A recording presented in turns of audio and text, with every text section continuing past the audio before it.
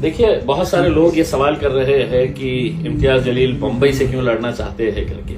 मैं आज आपको उसकी वजह बताना चाहता हूं कि कुछ दिन पहले मुंबई के मीरा रोड के अंदर एक मैटर हुआ और वहां पर सिर्फ गुंडा राज कैसा होता है किसी राज्य के अंदर, पुलिस का इस्तेमाल, प्रशासन का इस्तेमाल, सरकार का इस्तेमाल करते हुए वहां पर और गरीब लोगों के जो दुकानें तोड़ी गई, जो 20-20 साल से 30-30 साल से वहां पर छोटा छोटा कारोबार कर रहे थे। एक बुजुर्ग आदमी का वीडियो मैंने देखा था जो रोते हुए कह रहा था कि मेरी रोजी रोटी है तो इसी के ऊपर थी और मैं 30 साल से यहाँ पे एक छोटा सा गैरेज चला रहा था और उसी के आंखों के सामने उसकी वो रोजी रोटी का जरिया है तो बुलडोजर के जरिए तोड़ा गया।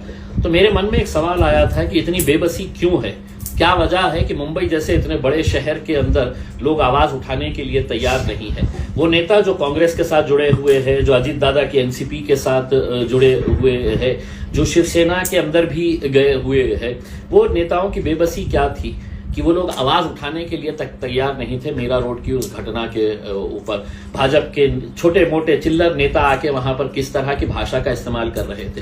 तो मेरे मन में यह सवाल आया था कि आखिर वहां पर इतनी बड़ी तादाद के अंदर आपकी कौम अगर रहती है, इतने सारे लोग वहां पर हक, इंसाफ, सच्चाई और लड़ाई की बात करते हैं, तो वो खामोश क्यों थे करके उसमें तब समझ में आया है कि जो मुसलमान एमएलएस थे वो उद्धव ठाकरे के साथ जुड़े हुए हैं तो उसको नाराज नहीं कर सकते हैं, जो अजीत दादा के साथ जुड़े हुए हैं वो एकनाथ शिंदे और भाजपा के साथ लगे हुए हैं तो वो उनको नाराज नहीं कर सकते हैं। तो बेहतर ये था कि खामोश बैठो करके।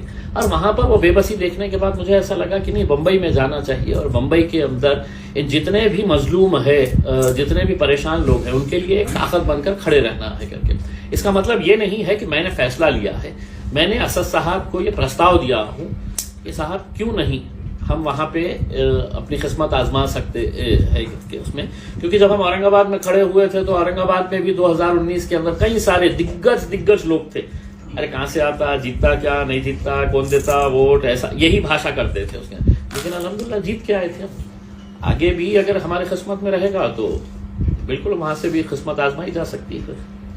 सर, एमआईएम महाराष्ट्र में कितने जगह पे लोकसभा इलेक्शन लड़ेगी? देखिए, अब जो माहौल महाराष्ट्र के अंदर बनता जा रहा है उसे देखते हुए आप ये समझ लीजिएगा कि इलेक्शन का आय तक कितने नेता कहां पे उड़िया मारने वाले हैं, कहां पर कूदने वाले हैं, ये आप हर रोज देख रहे हैं उसमें।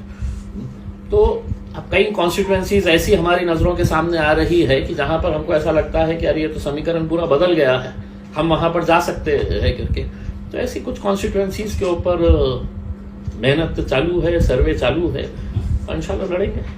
मुंबई का कौन सा मतदार संघ? देखिए, अभी मैंने कल के दिन मुंबई की पूरी टीम आई थी, उनके साथ चर्चा की।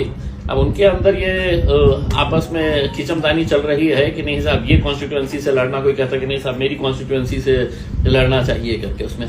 तो एक लोगों के अंदर एक इंटरेस्ट है, उनको भी मालूम है कि अगर वहां पर कोई मजलूमों की जो परेशान हाल है, जिनके ऊपर बुलडोजर चलाया जा रहा है, उनके लिए अगर कोई आवाज उठा सकता है तो वो सिर्फ एमआईएम उठा सकती है। इस वजह से उनके अंदर भी एक नया जोश उमंग पैदा हुआ है। लेकिन ये सब इस बात के ऊपर निर्भर करेगा कि बैरिस्टर असदुद्दीन अवैसी साहब क्या फैसला लेते हैं। अगर वो कहेंगे कि नहीं इम्तियाज औरंगाबाद से नहीं, तुमको नांदेड़ से लड़ना है, तुमको धुलिया से लड़ना है, मालेगांव से लड़ने का है, तो हम आ जाएंगे उसके। अगर उन्होंने कहा कि नहीं औरंगाबाद ही तुम्हारी जमीन है, यहीं से लड़ना है, तो औरंगाबाद से लड़ेंगे। बीजेपी के डर से 35 साल से सेक्युलर नेता पार्टी छोड़ के जा रहे हैं, क्या कहेंगे आप इसके ऊपर? देखिए, ये एक फैक्ट है कि बीजेपी अपने आप को पार्टी विद डिफरेंस कहती थी, लेकिन बीजेपी के जैसी घटिया राजनीति मेरे हिसाब से हिंदुस्तान में पिछले 75 सालों के अंदर किसी ने नहीं किया है कि साम दाम दंड हर चीज का इस्तेमाल करके हमको सत्ता में कैसा आने का है दोबारा। ये सब हथकंडे इसके लिए अपनाए जा रहे हैं। और जितने लीडर्स उनके साथ ज्वाइन हुए हैं, जितने लीडर्स, वो पूरे के पूरे कहीं ना कहीं भ्रष्टाचार के अंदर लिप्त है। और मैं खुद नरेंद्र मोदी साहब को समझता था कि ये बहुत दूध का धुले है करके, लेकिन उनका भाषण जब मुझे याद आता है अजीत दादा को लेने से पहले, तो मुझे तो मालूम था कि अजीत दादा है तो सिंचन घोटाले के अंदर। मोदी जी ने अपने भाषण के अंदर कहा था कि 70,000 करोड़ का घोटाला, सिंचन घोटाला, बैंक घोटाला, खनन घोटाला, ये मोदी जी के शब्द है। तब उन्होंने देश को बताया कि ये 70,000 करोड़ रुपए के घोटाले के अंदर ये है, और 4 दिन के बाद उनको बोले कि इधर आओ मेरे पास पार्टी के अंदर आते होंगे तो आ जाओ करके, ले लिए फौरन उनको। तो ये इतने दूध के धुले हुए वजीर आजम अगर है और वो अगर हमारे को ज्ञान दे रहे हैं और देश को साफ सुथरा और बिल्कुल भ्रष्टाचार मुक्त अगर बनाना चाह रहे हैं, तो पहले अपने गिरेबान के अंदर झांक के देखिएगा। आपका वो भाषण जो है, देवेंद्र फडणवीस का भाषण याद है?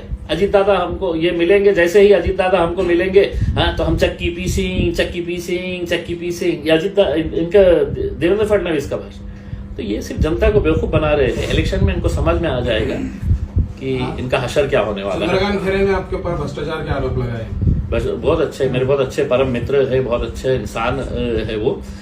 मैं उनको चाहूंगा कि मेरे साथ में बैठे हो, हम दोनों साथ में बैठे, कुछ मीडिया वालों को बुलाएंगे और सामने बात हो जाएगी किसने क्या किया है, किसने क्या नहीं किया है करके।